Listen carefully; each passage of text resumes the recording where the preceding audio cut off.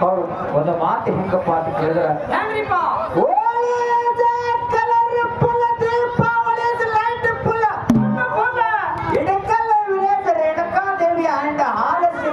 temple is nice full ಅಂದ್ರು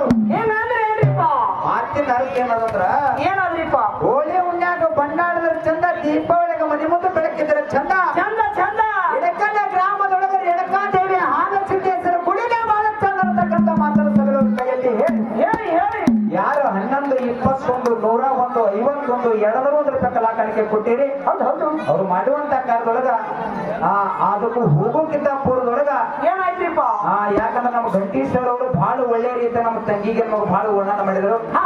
ಸರಿ ಹಿಂಗಿನಂತಪ್ಪ ಅಂತ ಕೇಳಿದ್ರ ಹೆಂಗ್ರಿಪ್ಪ ಏನೈತಿ ಕಲಾವಿದರನ್ನು ಬೆಳೆಸುವಂತ ಕಲೆ ಇಟ್ಟುಕೊಂಡಿರ್ತಕ್ಕಂಥ ಬೆಳಗಾವಿ ಜಿಲ್ಲೆಯ ಏಕೈಕ ಯಾರಿದ್ರಪ್ಪ ಅಂತ ಕೇಳ ನಮ್ಮ ಗಂಟೇಶ್ವರ ಅಂತಕ್ಕಂಥ ಮಾತನ್ನ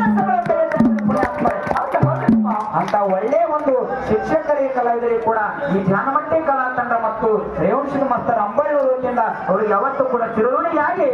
ಅವ್ರು ಮಾಡುವಂತ ಕಾರ್ಯದೊಳಗ ಮತ್ತೆ ಈ ಹಣ ಕೊಟ್ಟಿರ್ತಕ್ಕಂಥ ಎಲ್ಲ ಗುಣವಂತರಿಗೆ ಕೂಡ